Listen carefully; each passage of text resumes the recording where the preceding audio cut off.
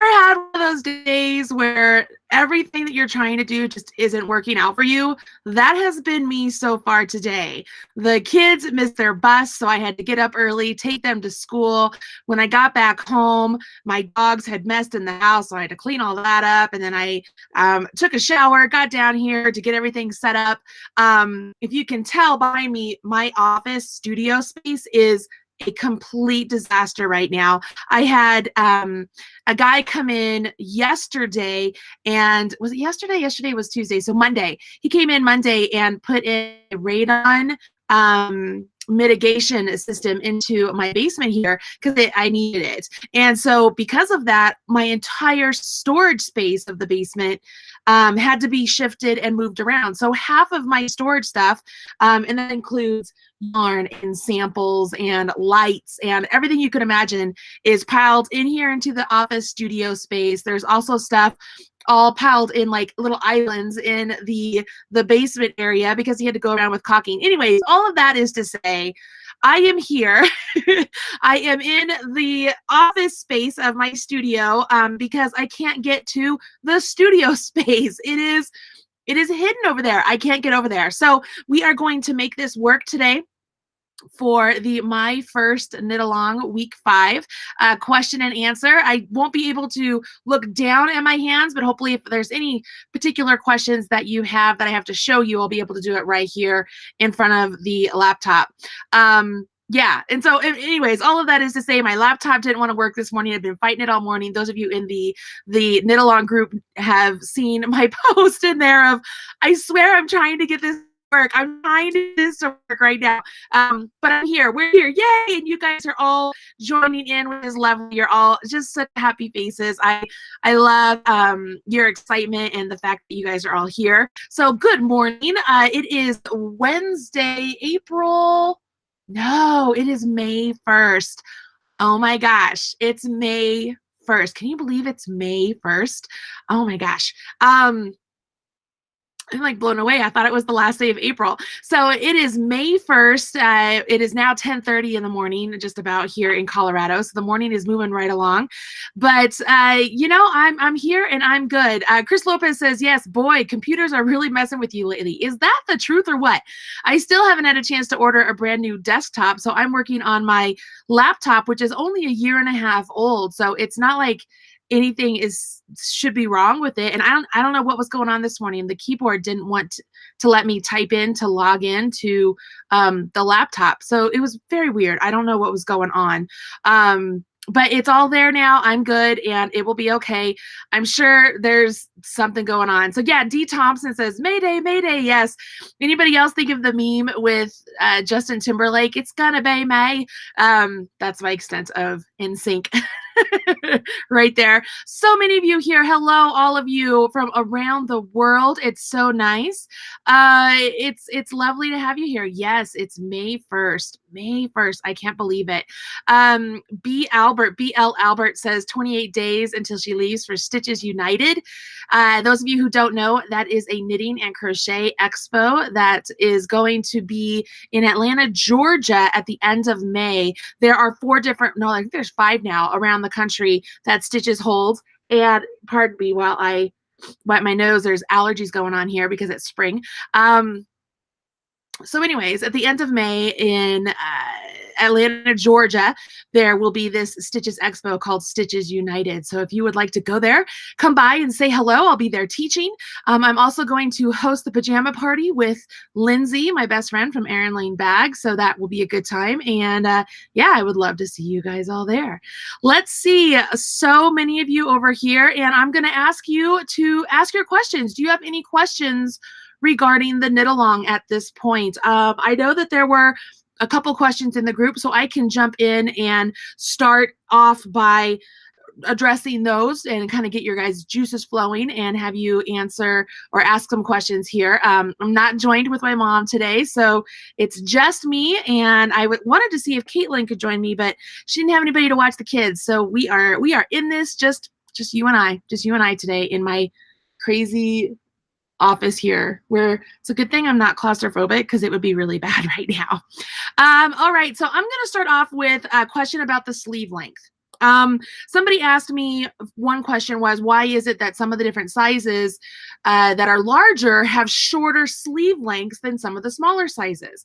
And I thought that was a really good question. It was one that some of you who might not understand the way drop shoulder construction works, you might be wondering the same thing. So I thought I would explain that. Let's see here. I have Chris Lopez. Chris, honestly, thank you so much for being a moderator today. I appreciate that. If any of you would also like to help moderate today, that would be lovely, because we looks like we have some awesome spammers going on. So just kind of let me know. Sorry, I got distracted because I saw something nasty on there. But regarding the sleeve length, when you're working with a drop shoulder garment, the shoulder bit is not just as wide as your crossback. Typically, when you're working with something that is set in sleeves, like what I'm wearing here, see how there's the sleeves are sewn in here and there's a sleeve cap. These are called set in sleeves. So the width of the back of your sweater when you're working with set in sleeves is actually called the crossback. It's the crossback measurement. Because a drop shoulder sweater is not dealing with the crossback measurement, we're dealing with an overall measurement. We took what the bust measurement was and we maintained that from the bottom all the way up to the top of the shoulders. Well, by doing so, the bust measurement, the width that we need for that, makes the shoulder part wider than the actual shoulder measurement. So the extra, the wide part, drops down over the shoulders. That's why it's called a drop shoulder. So that amount that it would drop down over your shoulder has to be accounted for when you're working with the sleeve length.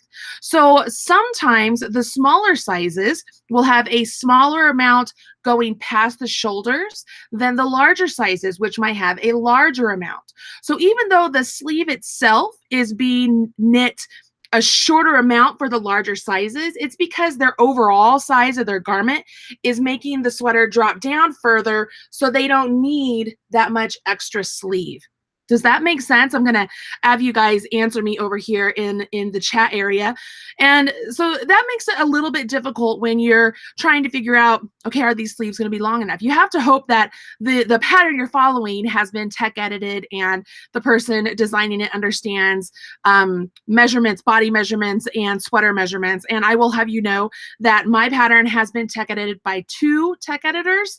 So everything should be good. I mean, based on what we all know.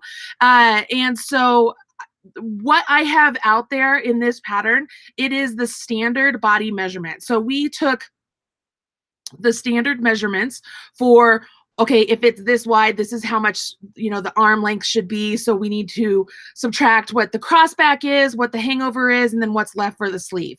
Okay. So having said that, great. A lot of you are saying this makes total sense. Good. I'm glad. Having said that, when you're looking at your sleeves, you're like, man, these look really short.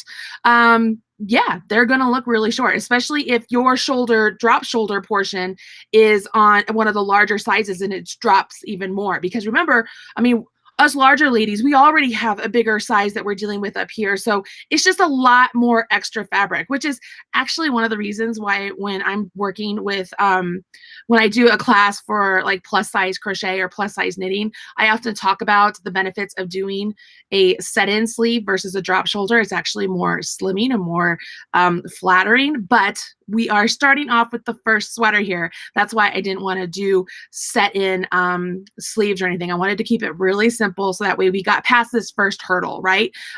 This is like our training wheels before we can move on to the dirt bike and then maybe the 10-speed or whatever it is, okay? So this is what we're working through. So as you're looking at these sleeves and they're looking super short, one thing that those of you in the group probably have paid attention to, a couple people who realize their own body structure. They realize whether their shoulders are wider than the average person, okay? So they're like, okay, well, I made this size, but I know my shoulders are wider than the average person, so I'm going to figure out how much is this drop shoulder really going to fall over my shoulders? And then does that mean I have to add extra length to my sleeves to make sure that they are good for my body? That is brilliant. That is actually ideally what I would like all of you to be able to move on to do. I realize so many of you are here and you're beginner knitters, you're beginner sweater knitters, and I did not want to muddy the water with a bunch of information at the start. I wanted you just to kind of follow the pattern and go with what the flow is. And then as we go and do other sweater patterns in the future, and we're doing more customizable patterns, that's when I would give you more information, okay? So what you've noticed in the group are there are people who are having these realizations. They know their arms are longer, their arms are shorter, or maybe they have really narrow shoulders and it's going to drop even more, so they have to shorten their sleeves, whatever it may be. One thing that somebody has done, several people have done now, is they've taken their sweater pieces and they've pinned them together, all the pieces together, and they've tried it on. You can absolutely do that. That is one of the one things that I usually tell my sweater knitters when I'm teaching classes at local yarn stores or at Stitches Expos. One thing you can do is pin it together before you seam it all together and try it on. If you have that capability, yeah, do that. Even if you only have one sleeve done at this point, which you have 2 weeks to do sleeves, you could do it just with one sleeve just to see if it's long enough, okay? Those of you who are like, well, wait a minute, Marley, I've already bound off. I've already done all the things. If it doesn't fit, what do I do? Don't freak out. It's okay. It's all okay. All you would have to do is take that handy dandy tip of a lifeline and weave it in through all of your sleeve at the right underneath the bind off, and then unravel your bind off, and then just add a couple more, either a half an inch, an inch, 2 inches, whatever you might need, if you need more, to your sleeve. Like, it's really not that difficult. It's okay. All is not lost if your sleeve is done and you have decided, oh, it's too short, or oh, it's too long. Whatever it is, you're okay. Chances are many of you are not going to need to make any adjustments. That's the beauty of having an average body measurement, right? That's why we are able to have off the rack clothing. That's why we can go to Old Navy or the Gap or Banana Republic or wherever it may be, because they are customizing their garments to an average body size. All right, so that's what I've done with the pattern here. If you need to customize more, these are options for you. One, you can pin it together, try it on. Two, you could have a friend help you take a measurement. I'm going to show you a screen. I'm going to do a screen share here from the Craft Yarn Council. Let's see here, share, present to everyone. So tell me if you guys are all seeing this on screen as I'm showing you, please. Over here, I'm on the Craft Yarn Council's website here, you guys. And what I'm looking at, I'm going to scroll up so you can see it. I'm at Yarn Standards, Standard Body Measurements and Sizing. So if I scroll down here, first off, over here in this section, this gives you a very good idea of ease, or that would be, you guys remember me talking about ease, right? That's the difference between your own personal body measurements and the measurements of the garment you are making. So that's it's the difference between the two. It's how much room you have between your body and your sweater. So this kind of gives you a good idea of, if you're looking at a sweater, okay, how is that possibly going to fit me? Of course, ours is oversized. We've said that all along. We know that it's oversized.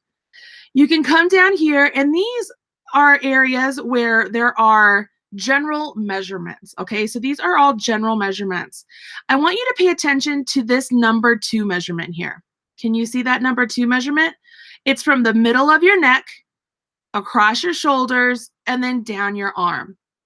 If you have a friend help you take that measurement on your body, what you can do is you can take half the measurement of your sweater. So let's just use round numbers for this example. Say your sweater is 20 inches wide. We would take 10 inches, because that would be half of 20 inches. And then we would take the full length of what your sleeve is, your finished sleeve, and add those two together. If those two measurements are equal to this number 2 measurement, then you know it's going to hit you right there at your wrist. If it's longer than this number 2 measurement from your body, then it's going to hit a little bit lower on your hand. If it's shorter, obviously, it's going to hit up here a little bit more. Does that make sense? So this is a way for you to not have to pin everything together, but to kind of get an idea of how it's going to fit on your body.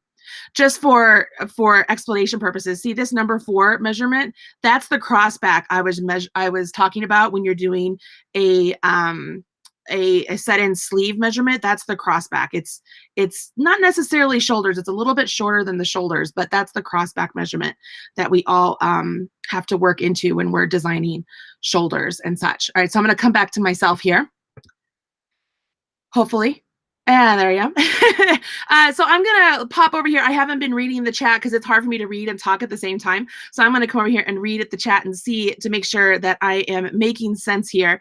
And it says that you guys are telling me that I make perfect sense when it was explaining how the drop shoulders came down. And I'm scrolling up just to do here. Jay says, I would like a second sweater with sweater. Blah, blah, blah.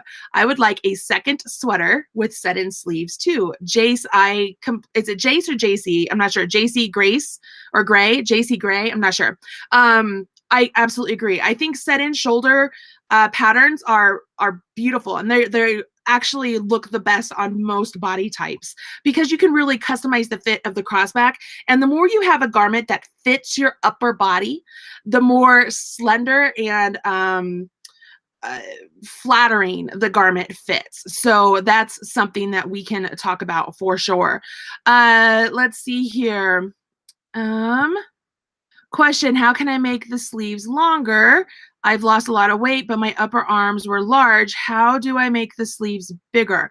So that would be catnip in D. If you were going to make the sleeves bigger, that would be adding more stitches. If you were going to make them longer, that would be adding more rows. So you would just have to calculate what is best for you. The hardest part there is if you're going to add more stitches, that is going to take up more space than what we have calculated for the top part of your sweater. So right now, remember, I had you guys put stitch markers at the 15 inches point. It's really 18 inches if you include the ribbing, but the 15 inches. Everything you did past that 15 inches is your upper body. That's where the sleeve is going to connect. So catnip, if you make your sleeves wider, it's going to be wider than the area on your sweater. So that's something you would have to calculate and figure out if you were going to make those changes. Let's see here. Marnie says, thank you for keeping this simple base to build in the future. Thank you so much for saying so, because that's the whole reason I did this. I know that there's a lot of people out there who will start with sweaters in the round or sweaters with raglan or whatever it may be. I thought that doing a sweater with pure basic pieces of fabric with simple shaping was a great way to transition from those of you who may have only ever made blankets or scarves. This is just one little step further than that. And that was my thinking here. It was just a stepping tool to get us to the next step. Let's see here. Coffee Crazy says, I'm going to start late, but in the meantime, I'm learning so much from the other posts. Thank you, Marley, and everyone with their input. I agree. There are so many wonderful and knowledgeable knitters in this group that are helping everybody. I love that so much. It makes me so happy. Chris Lopez says, I see lots of people doing customizations in the group, which is nice, but probably confusing to absolute beginners. I would agree, Chris. So I think one thing that I've noticed is those who are making customizations, it's clear that they are experienced and they're able to do that. I don't see very many beginners attempting to make customizations. They're really following the pattern the way I've suggested to do that, which makes me very happy. Because again, that's what I'm trying to do. I'm trying to hold hands. I'm trying to handheld. I can't think of the word right now. I'm trying to make sure everybody gets to the same place and has the same wonderful sweater at the end. So let's hope that's the case. Suzanne Jennings, it says, I went back and studied and compared the spreadsheet instructions with the sleeves to the traditional instructions, which totally confused me last week. And now it makes sense. I totally get it. Thank you. Suzanne, great. I'm so happy. I know that the traditional sleeve instructions, the one that are written on the website, the ones that will be written on the PDF available at Red Heart, they can be very confusing and it can get overwhelming. But if you break it down in a spreadsheet format, It's much more digestible and it's easy to follow along with without getting lost. And as I mentioned last week, I really encourage all of you who are ever working on anything like this, where it's do this, this, this, and at the same time, make sure you do this, this, this. Break it down in a spreadsheet for yourself. Write it out for yourself if it has not been done before, because it will just make the knitting experience better. That's one thing that many of you in the Facebook group have mentioned.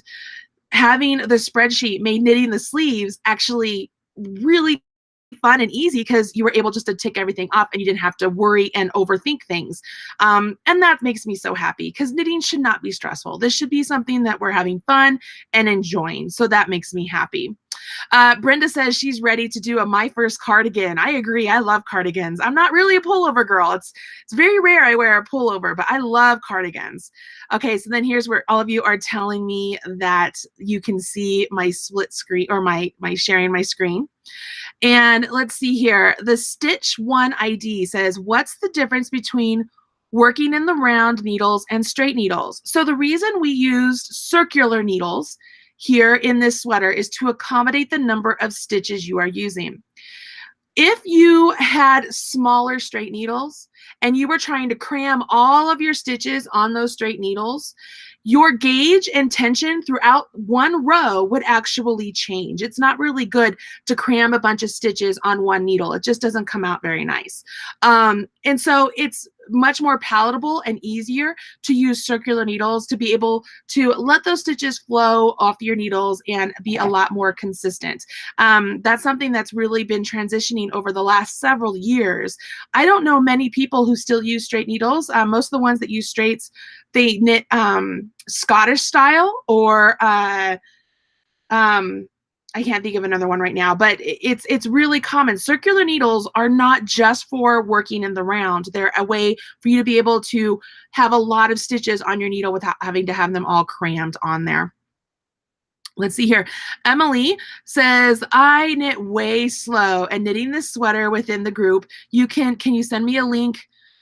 Can you send me a link to all the podcasts regarding this sweater? So Emily, I can't send you a link, but there is a playlist right here on the Marley Bird YouTube channel. If you go to the Marley Bird YouTube page, click on playlist, you'll see a full set of a playlist for all of the videos I've done for this knit along. And coincidentally for all the other knit alongs or crochet alongs I've done as well. If you ever are following one of the older ones, you can always find the playlist, and it has all the videos that pertain to the pattern on there. So that's a great way for you to find those, no problem.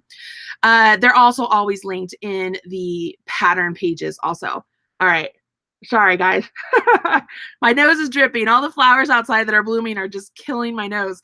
Let's see. Jacqueline says, I have made other sweaters, like you mentioned, in the round, top down. However, the fit has been off. So I'm starting from scratch with your knit along. Thank you for keeping it simple. Jacqueline, great. I'm glad you're keeping it simple. I think the biggest thing, whether you're knitting a sweater in the round, top down, bottom up, full yoke, raglan, saddle shoulder. There's so many different ways to make sweaters. And with all of our different body types, different sweaters look better on different body types. And so I know for me, raglan sweaters typically don't look super great on me.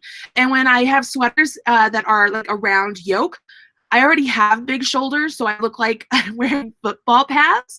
So I tend to steer away from those patterns a little bit for myself. I like set-in sleeves, and I like A-line body on the bottom. Actually, that's what my sweater that I'm making with you guys, mine's A-line on the bottom.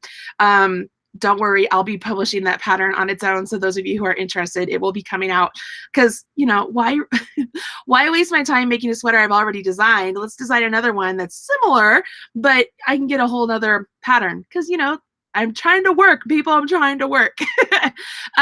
So yeah, Jacqueline, it could be that you'll just have to find a style that's best for you.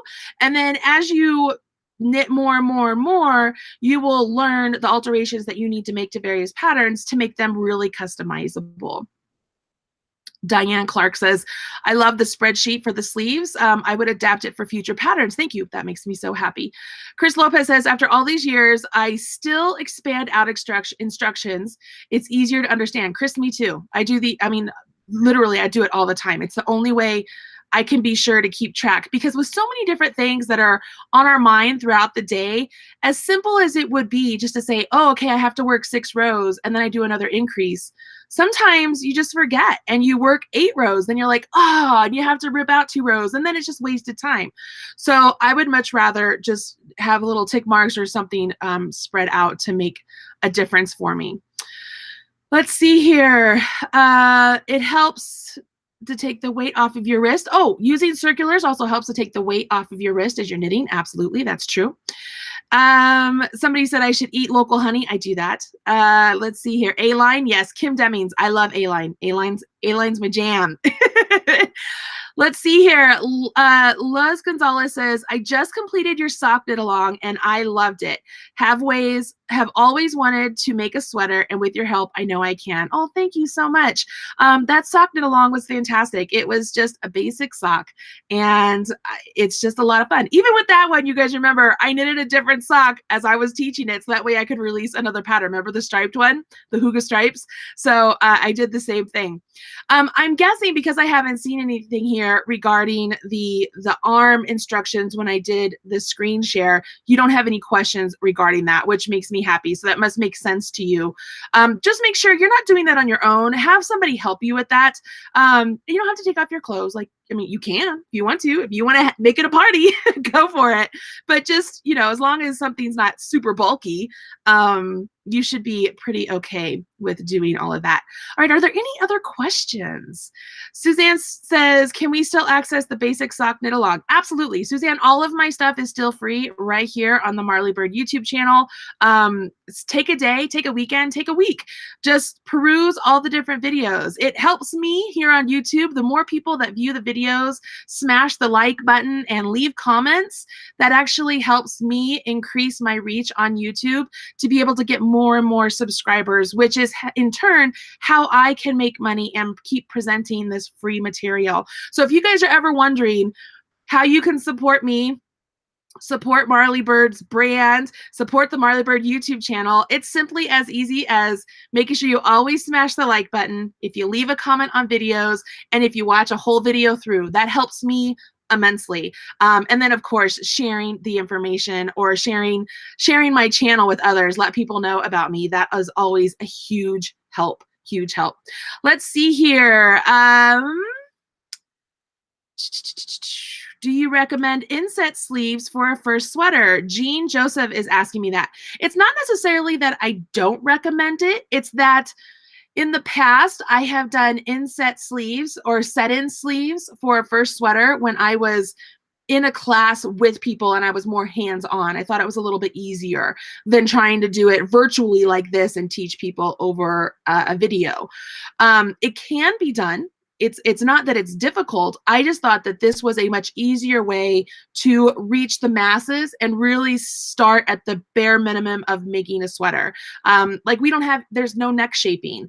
There's the minimal shaping for your sleeve. It's going to be super easy seaming along the stockinette portion of your sweater. I think the most difficult part will be when we're seaming the sleeve together, just because some people might get confused when the increase or the increases are there, how they work, where do they seam? It's not even, and when I say difficult, I use that very loosely. It's just that it's like, if the difficult nature of everything else is a 1, it's like a 1.5. So it's not hard. We just have to take our time and do it together, and it'll be just fine. It'll be just fine. Kitty Club 99, how do you design knit patterns, especially sweaters? I am really wanting to learn how designing works, make my own patterns. Thank you for the knit along. I'm so excited and nervous about sewing the sweater. No reason to be nervous about sewing. It really is super easy.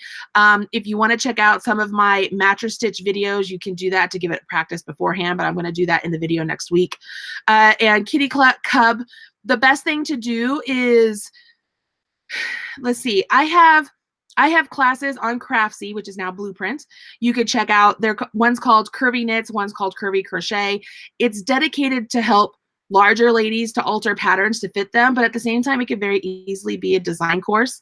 There are also other design courses on Craftsy, which is now Blueprint, which are all amazing, wonderful, wonderfully taught classes by Shirley Haddon and, oh gosh, Amy Herzog. I'm like, it starts with an H. Amy Herzog. Gosh, there's just so many. I think Fiona Ellis has one. There's a lot of different classes on Blueprint, which I think is really helpful. One of the best things that I did is I went out and I purchased books. I purchased books to teach people how to design sweaters. Then the rest is trial and error, and then finding a good tech editor to help you along the way to make sure they are finding as many mistakes as possible in your own work before it reaches the audience. So that's the best way to do that. Chris Lopez, I've always wondered if watching the advertisements on videos makes a difference. Yes, it does. That is actually, that's how I make money. That's how I'm able to put out these videos for you for free, is because of the video ads and being able to reach more people. Let's see here. People love the charts. People are part of the Facebook group and loving the Facebook group, which is lovely because I think that it's just full of the most amazing people. Let's see here. While you guys are asking questions, I'm going to take a drink of coffee. Jacqueline Caustic says, I love your curvy sweater class on Blueprint. Thank you so much. It's so dated. You can tell I'm so much younger there. And I've learned so much more since that class, since I taught that class. So it's kind of funny to me that it's still out there and doing so great. Let's see. Everybody's saying thank you and welcome. And people are just being grateful. I'm just so happy you are here. It doesn't look like many of you have a lot of questions this week, which is nice. One thing that I noticed and I find interesting is the number of people who are making changes to the pattern that are subtle changes, things that don't really alter the stitch count or anything in the pattern, but they really make a big impact. So there's one sweater in the Facebook group that she did stripes, and she started off with like a thicker stripe and a small one, and then as it worked up, it switched the colors. So the top one, the thicker one, is the one that was small down here. I think that's beautiful. I love it.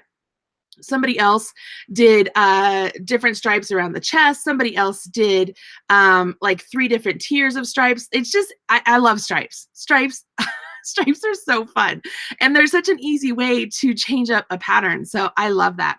Molly is saying, is there a PDF for the back and front of the sweater? Molly, so the way this works, whenever I do knit-alongs, I put all of the instructions on my website 1 week at a time. That's so that way nobody can go ahead of the class, so to speak. The full PDF will be available at Red Heart after the finish of the knit along, about a week or 2 after the finishing of the knit along, but it does not include any of the extra information that I include on my website. So as much as I know everybody wants a PDF and they want something really easy and basic, you're actually getting more information than what you're going to get on the PDF and more instruction on the instructions that I'm giving you each week on my website. So no, there is not a PDF at this time, unless you're watching this video after the fact and you're getting the one from Red Heart. So there is that. Everybody keeps asking me where the PDF is. No, it's a page on my website, guys. It's where the pattern is. The stripes one, everybody loves the stripe one. I'm trying to read through here.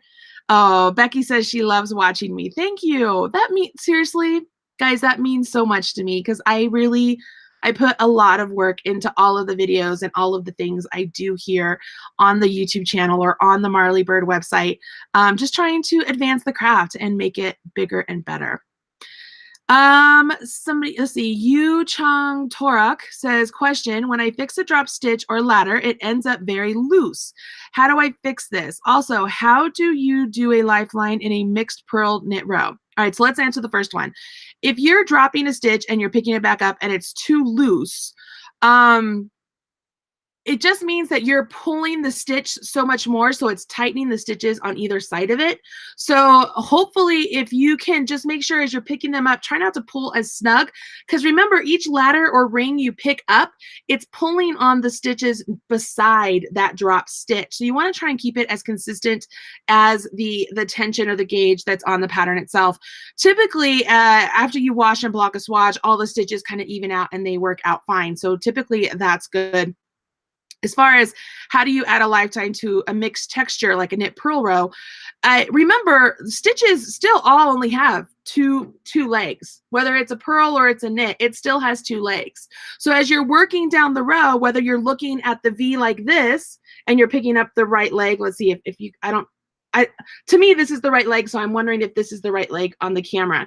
But as you're going across and you're picking up the right leg, in the next stitch, maybe it's a purl, even though it has that bump on it, you can still see underneath that pump, there's two legs. Just pick up the right leg. It's the same process, whether it's a knit or purl. Everything still looks like this.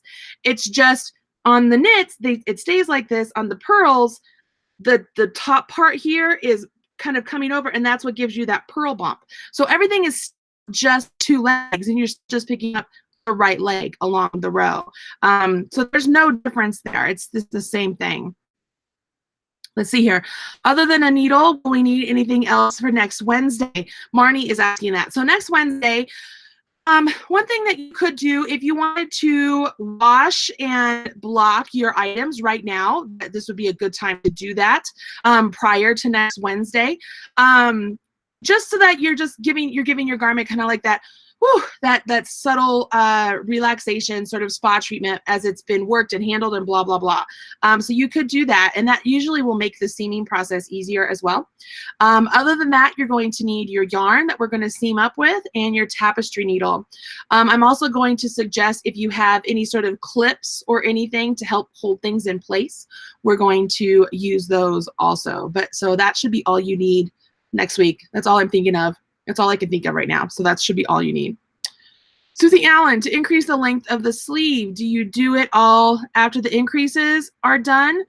Is it better to do some after the cuff? Susie Allen, I would do it after the increases are done. Because I'm guessing you don't need, if you're going to add any, you're probably going to add maybe half an inch or an inch. It shouldn't be very much. And you got to remember your increases, they're accommodating for your hand. So see how my arm, I should say, it gets bigger, right? So those increases are accommodating for my width of my arm getting bigger. So once I have, oh, you're dripping again. Once I have those increases in place and I have increased to the point where my arm is the biggest, then if I'm just knitting straight, there's no more increases that need to happen there. So ideally, if you're going to add any length, you're just going to add after all of your increases.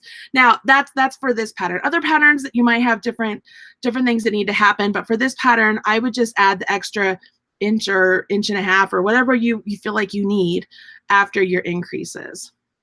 Let's see here. Sharon Higgins, thank you, Marley, for the row by row spreadsheet you did for us. I didn't think I needed it, but it was very helpful. Thank you so much. I'm happy.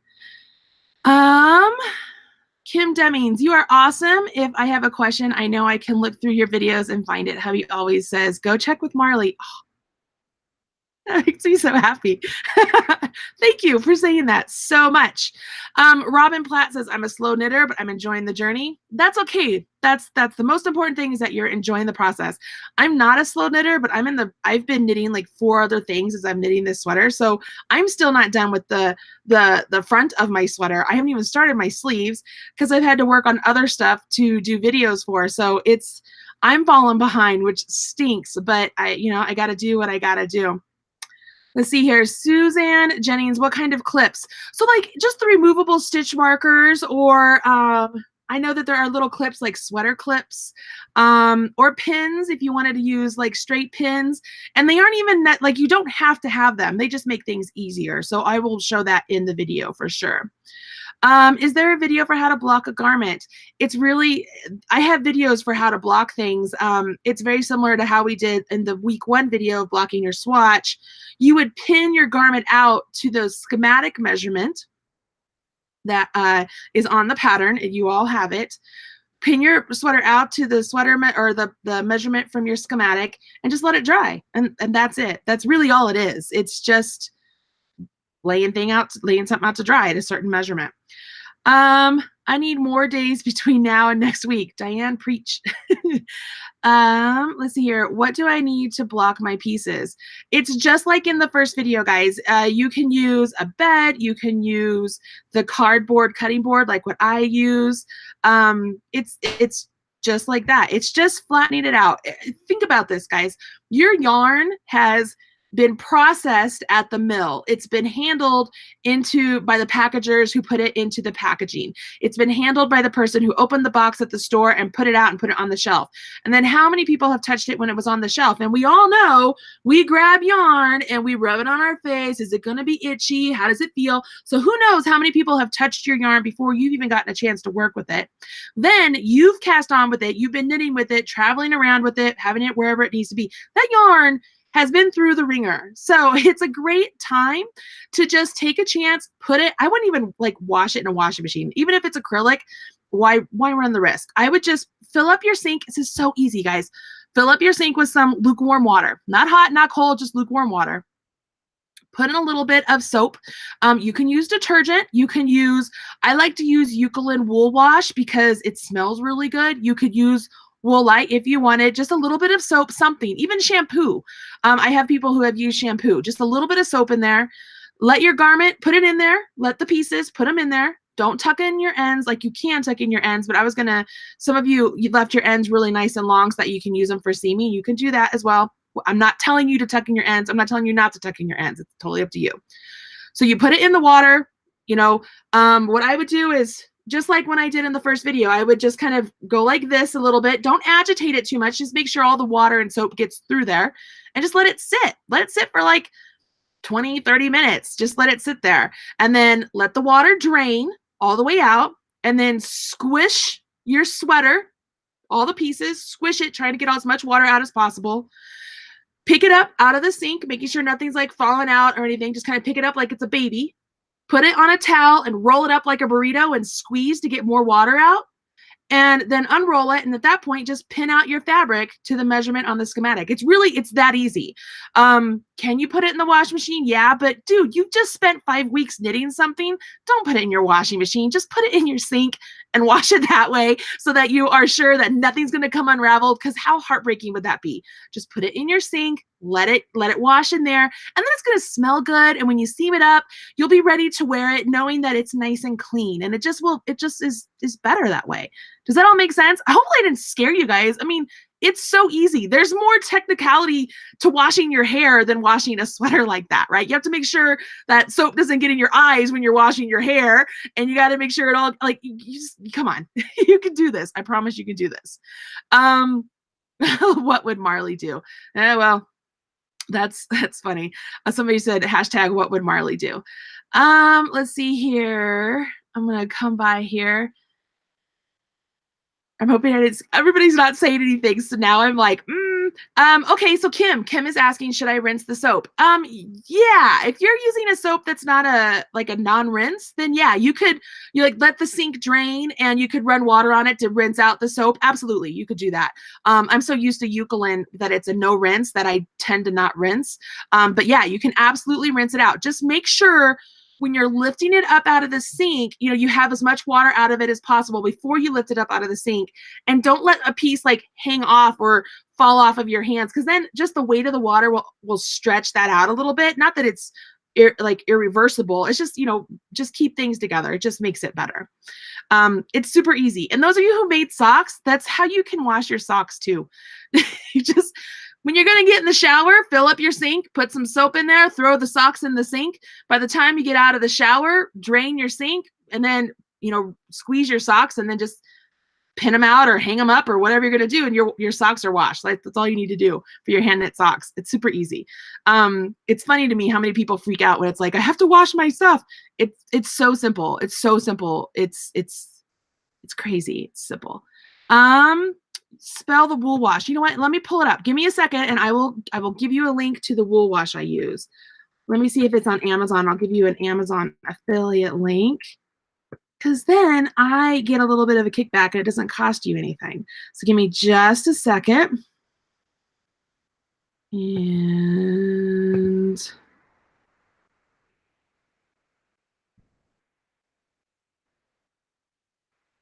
sign in. Talk amongst yourselves. Sign in. It's taking me forever.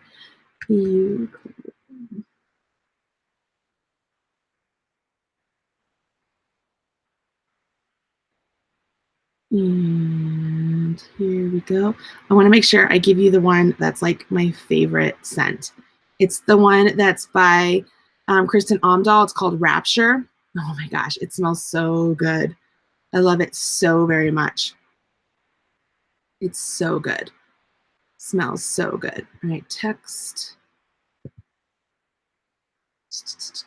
Copy. All right, so here we go. Here is the Amazon link for the Eucalyptus, and this is the Rapture one. It's Night Blooming Jasmine, and this is a large bottle. So of course, if you click on the link and you want to get one of the other bottle sizes, I don't care. But it smells so good. You're gonna want to wash like your sheets in it and all the stuff. It's just fantastic. It smells so good. I love it. Okay, my little brother Sammy keeps asking for the new hoodie and says he has to have it with front pockets. So Sammy wants a hoodie pattern. All right, we'll have to write one up like that. Let's see here. Chris Lopez says, Kelly W., you don't have to be fast to be good. I've been knitting for over 50 years and my speed varies. I have arthritis and carpal tunnel, so I have to take lots of breaks and it slows me down. But I will tell you guys, Chris Lopez is a wonderful knitter. She has done some samples for me and they're beautiful. She does wonderful job. Wonderful job.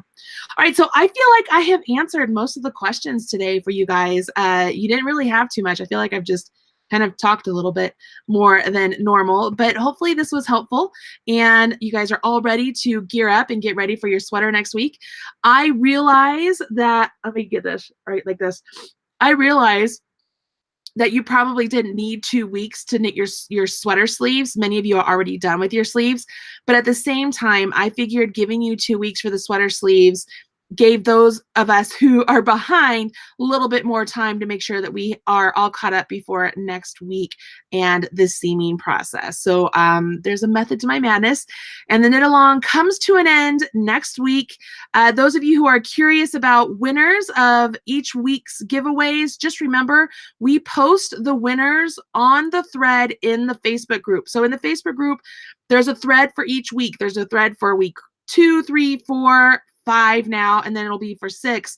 And at the top, we always edit the page or edit the post and put on there who the winner is. We link to the winner. So my admin have been filtering out a lot of questions of who's the winner, who's the winner. Now you guys know it's always there and it's always in the announcements of the Facebook page or the Facebook group. So yeah, there's that. I hope you guys are having fun. Are you having fun? Please make sure you go on and post in the group that you're having a good time or leave a comment here on the video because Red Heart and its new owners, Spinrite, are all paying attention to the knit along and seeing how much you guys are enjoying it. So it's important that they know you're having a good time, please. It helps me with job security. How about that?